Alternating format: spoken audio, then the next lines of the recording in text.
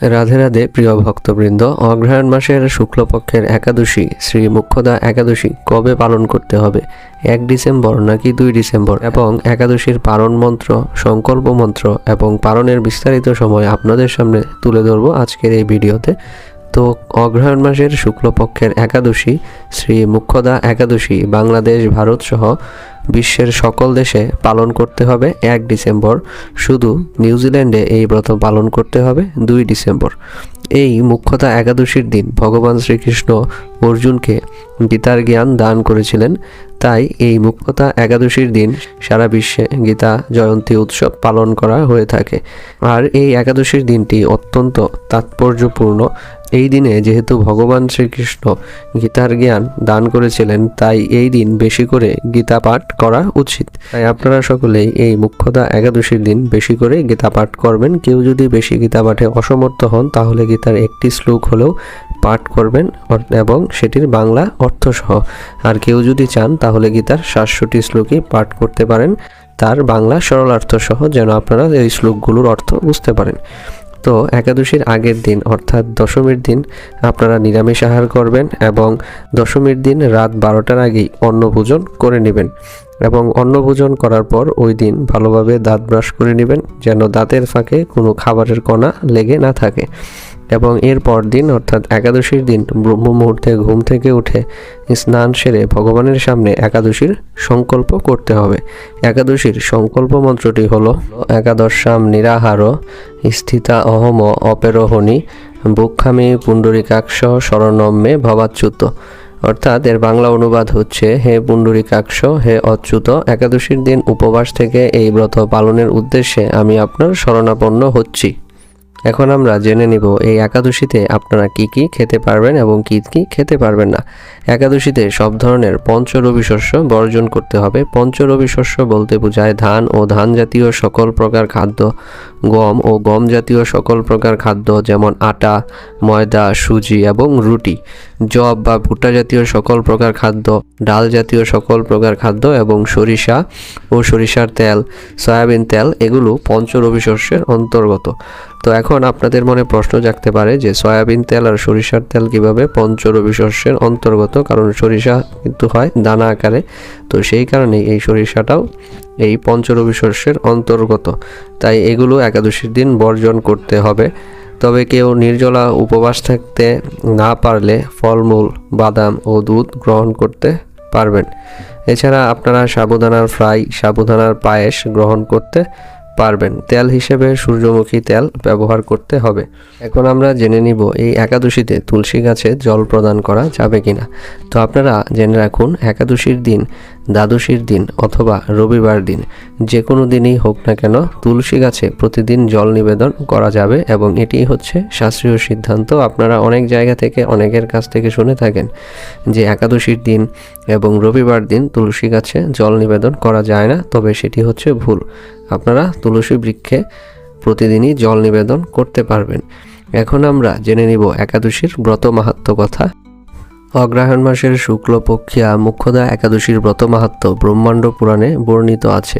একদা মহারাজ যুধিষ্ঠির ভগবান শ্রীকৃষ্ণকে সংশয় প্রকাশ করে বললেন, হে বিশ্বেশ্বর, হে বাসুদেব, আমার একটি সংশয় আছে। এই অগ্রহায়ণ মাসের শুক্লপক্ষের যে একাদশী, তার নাম কি?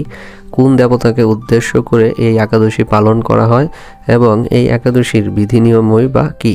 সেই বিষয়ে আপনি কৃপা করে আমাকে বলুন। যুধিষ্ঠির মহারাজের সংশয় শুনে ভগবান শ্রীকৃষ্ণ মৃদু হেসে বললেন, হে ধর্মরাজ, আপনি যথার্থ প্রশ্ন জিজ্ঞাসা করেছেন। এতে যুগে যুগে জগৎবাসী উপকৃত হবে। আমি আপনার সংশয় দূর করছি। এই অগ্রহায়ণ মাসের শুক্লপক্ষের একাদশীর নাম হলো মুখ্যদা একাদশী। এর নাম মুখ্য একাদশী কারণ এই একাদশী সমস্ত পাপ দূর করে মুক্তি প্রদান করে। যাদের পূর্বপুরুষ তাদের পাপের কারণে অধঃপতিত হয়েছে, তারা এই একাদশীর পূর্ণফল দানে মুখ্য লাভ করে। এই নিয়ে বিন্দুমাত্র সন্দেহ নেই। তাই এই একাদশী সর্বপাপনাশিনী এবং এই একাদশীর পূজনীয় দেবতা হলেন শ্রী দামোদর।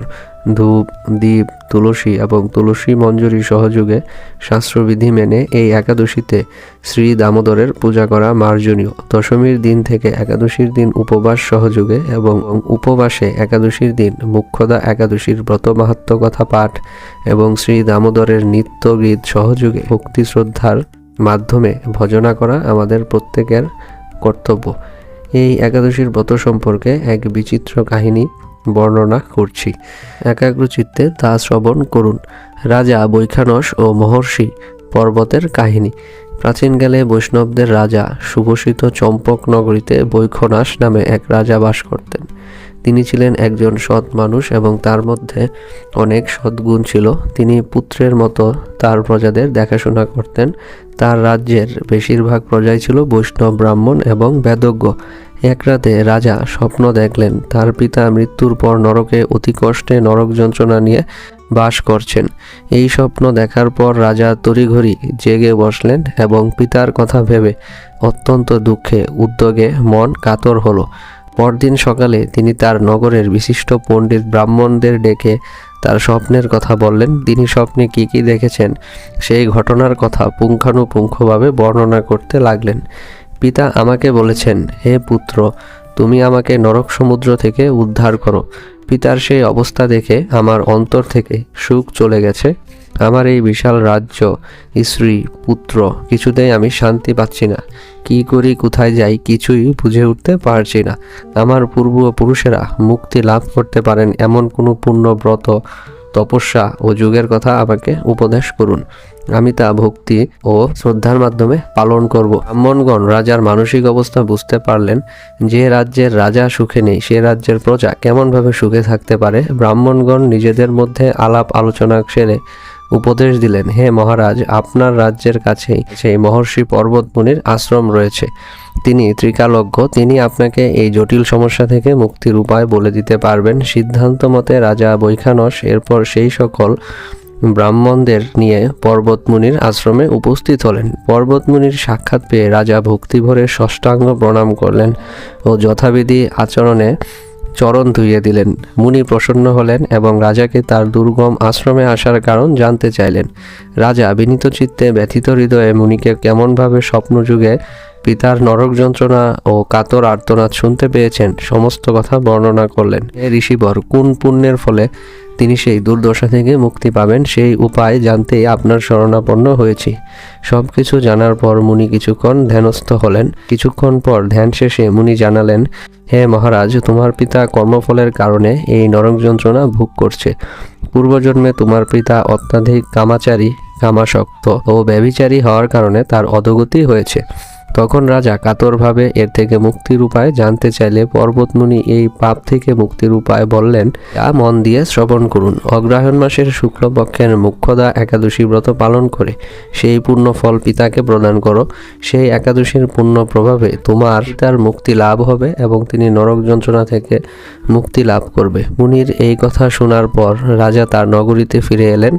তারপর আসন্ন মুখ্যদা একাদশীর পবিত্র তিথিতে তিনি ও তার স্ত্রী পুত্রদের নিয়ে ভক্তি ও শ্রদ্ধার সাথে শাস্ত্রবিধি মেনে মুখ্যদা একাদশী ব্রত পালন করলেন। পালন করার পর সেই মুখ্যদা একাদশীর পূর্ণফল পিতার উদ্দেশ্যে প্রদান করলেন। এই পূর্ণফল দানের সঙ্গে সঙ্গে আকাশ থেকে পুষ্পবৃষ্টি হতে লাগলো। হে পুত্র, তোমার মঙ্গল হোক। এই বলতে বলতে বৈখাসন রাজার পিতা নরক থেকে মুক্ত হয়ে স্বর্গে গমন করলেন।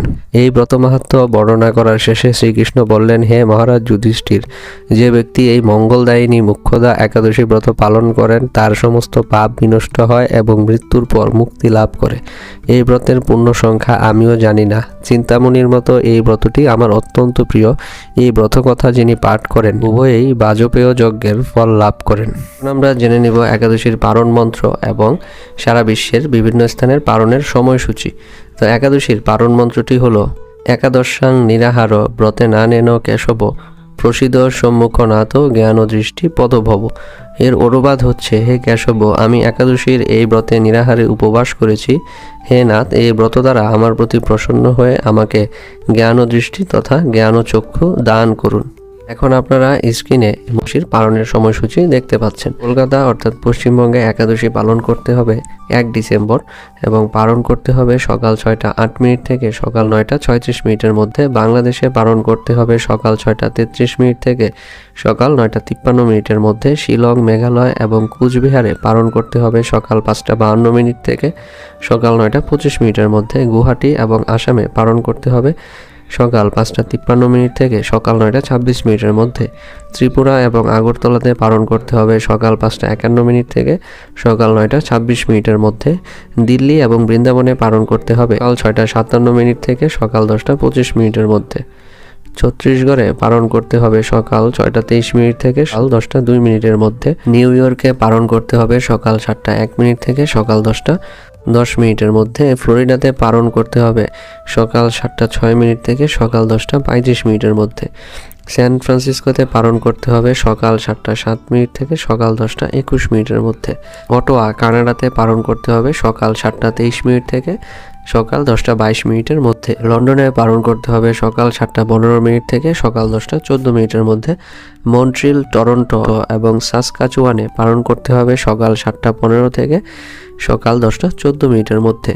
অস্ট্রেলিয়ায় একাদশী পালন করতে হবে 1 ডিসেম্বর এবং পালন করতে হবে সকাল 5টা 46 মিনিট থেকে সকাল 10টা 29 মিনিটের মধ্যে।